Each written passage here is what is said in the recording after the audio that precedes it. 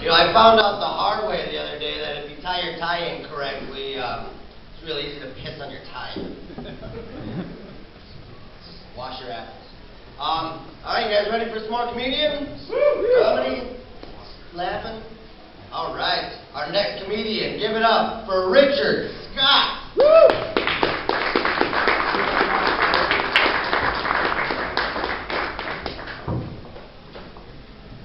So, the second time I got a hooker, I don't have a story about the first one. So, second time I got a hooker, she showed up at my motel room. She was like 40 minutes late, looking like she had her way with the medicine cabinet. And she said, "Oh, I feel so unprofessional." I said, "Yes, you certainly wouldn't want to tarnish the good name of whores, would you? Have sex with 1,000 strange men, you're late for one of them, and suddenly you're a person of low moral character." I think prostitution should be legal, and whenever I mention that, I sometimes get some old church lady in my face, you know, like, "Well, what if it was your daughter? What if it was your daughter who was into prostitution?"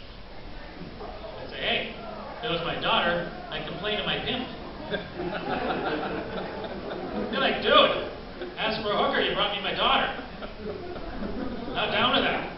Think I haven't tapped that ass? I mean, come on."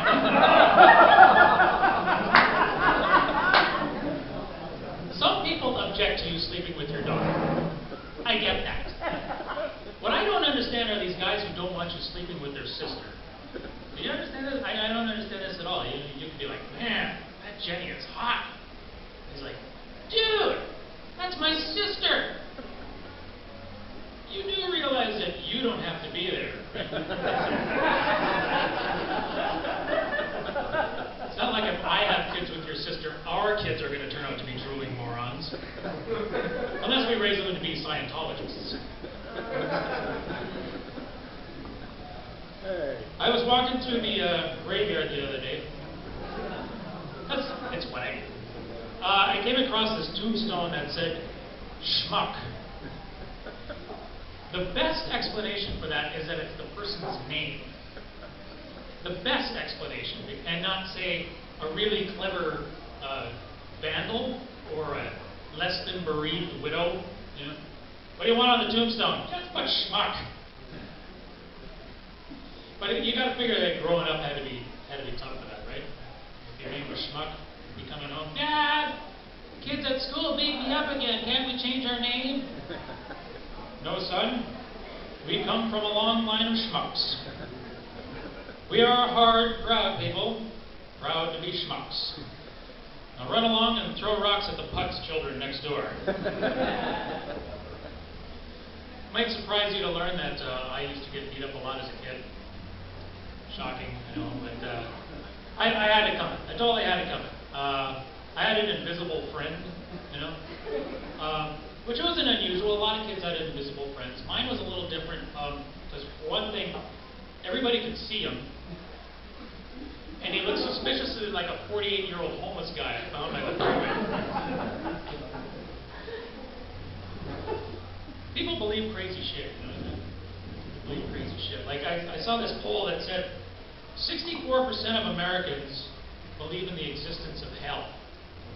1% think they're going there. I can personally name more than 1% who's going to hell. Only 1% of the country is going to hell. That is going to leave a lot of room down there for Kanye West.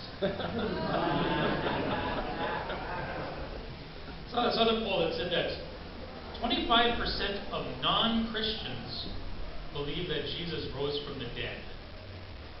I want you to think about that. 25% of non-Christians, people who do not believe in the divinity of Christ, even though they believe he rose from the dead. What does it take to impress these people? I mean, don't get me wrong, I'm not Christian myself, but then I don't believe he rose from the dead. That's kind of why I flunked out of Sunday school. But if you believe he rose from the dead, doesn't that kind of put you in the Christian camp? I mean, just automatically? I mean, if a guy walked up to me and said, "Hey, watch this," blows his fucking head off, and then he stands right back up again. Okay, dude, Pepsi's the one. I was watching Sesame Street the other day. They were teaching Big Bird the alphabet. I just taught it to him last week. What is he, a fucking retard?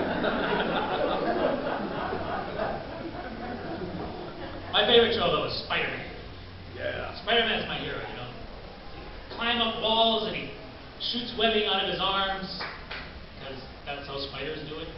I always thought they pooped it out of their ass, but I guess I wouldn't give him a PG-13 rating. Make the fight scenes a lot more interesting, though. Surrender, Dr. Octopus. I will never surrender to you, Spider-Man. Oh, I think you will. This is what I call a double barrel. I saw this study that said that the healthiest people in America were, quote, thin and physically attractive. I believe it was published in the Journal of No Shit. Of course the healthiest people in the world are thin and physically attractive, but do you think this pisses off the politically correct crowd, though? You know?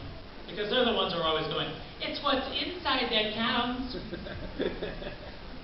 You ever see the inside of an ugly person? Guess what? It's fucking ugly. If anything, they're uglier on the inside. What is that? John Goodman's appendix? Disgusting. What is that? Kim Kardashian's intestine? Yeah, fuck it. Does it have a sister intestine I could double date with? That would be on. All right, my time's about up. My name is Richard Scott. I'm on Facebook. Kids like the Facebook. I'm under there as Peanut Gallery Comics. Don't be fooled by my act. All the funny stuff is there. Peanut Gallery Comics. I also have a book on Amazon.com. It's called I'm an Idiot, You're an Idiot. You can find that on Amazon.com. It comes with a 7-day guarantee. You buy the book, you try it for 7 days, and if you don't like it, you can go straight to hell. My name is Richard Scott. Thank you very much.